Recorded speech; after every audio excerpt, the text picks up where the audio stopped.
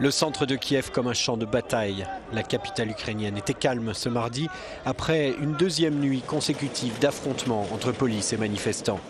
Le campement et les barricades tiennent maintenant depuis 2 mois et la mobilisation a été relancée la semaine dernière par l'adoption d'une nouvelle série de lois très répressives dirigées contre les fauteurs de troubles. Ces lois entrent en vigueur ce mercredi. Toutes les notions qui se trouvent dans ces nouveaux textes sont très peu claires. Qu'est-ce que l'extrémisme? Qu'est-ce qu'une activité politique? Qu'est-ce qu'un agent étranger? Aucun avocat dans le pays ne pourrait vous donner d'explications claires sur la définition de ces notions.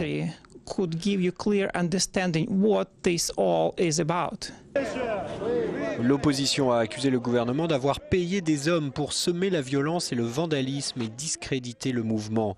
Un groupe d'entre eux a été arrêté par la sécurité des manifestants et exclu du campement de la place de l'Indépendance. Je suis écœuré, comme la plus grande part de la population ukrainienne, par ces lois qui violent nos droits civiques et qui sont antidémocratiques. Le mot liberté a cessé d'exister en Ukraine. Des restrictions nous sont imposées et nous ne pouvons pas le tolérer. Si l'on demande au gouvernement de revenir sur ces nouvelles lois répressives, c'est parce que c'est une question de droit, mais aussi parce qu'il y a une signification politique énorme. Con una forte componente politica. Sergio Cantone, Euronews, Kiev. Une petite réplique d'Euromaïdan à Bruxelles. Ils étaient une centaine d'Ukrainiens à manifester devant les institutions européennes pour réclamer des sanctions contre les autorités et une enquête sur les avoirs du président Yanukovych en Europe. Parmi eux, la chanteuse Ruslana, l'une des figures de proue du mouvement. Cet argent issu de la corruption devrait être contrôlé immédiatement. Tous ces avoirs devraient être bloqués. Des sanctions devraient être prises. Il ne faut pas donner des visas à ces gens. Il ne faut pas s'asseoir à la table des négociations avec eux. C'est ce que pensent les Ukrainiens qui sont ignorés depuis 2 mois, parfois torturés.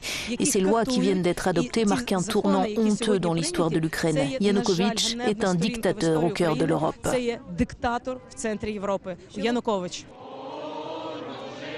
C'est le renoncement du président Yanukovych à l'accord d'association avec l'Union européenne qui avait mis le feu aux poudres en novembre, provoquant les manifestations de la place Maïdan.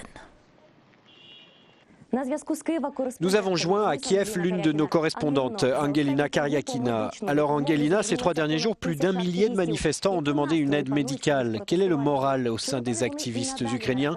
Sont-ils toujours prêts à se mettre en danger ou la flamme est-elle en train de mourir? Le plan est de rester et de continuer la mobilisation.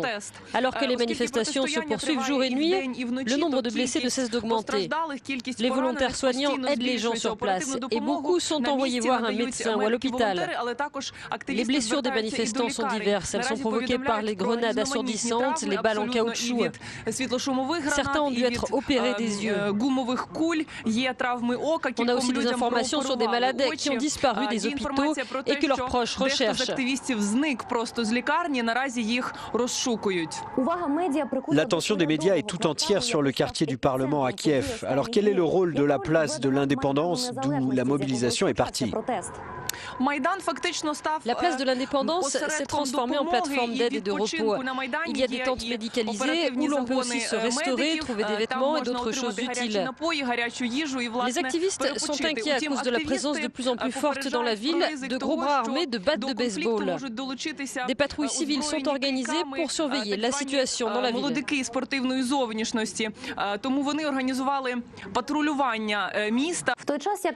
Et qu'en est-il du processus de négociation?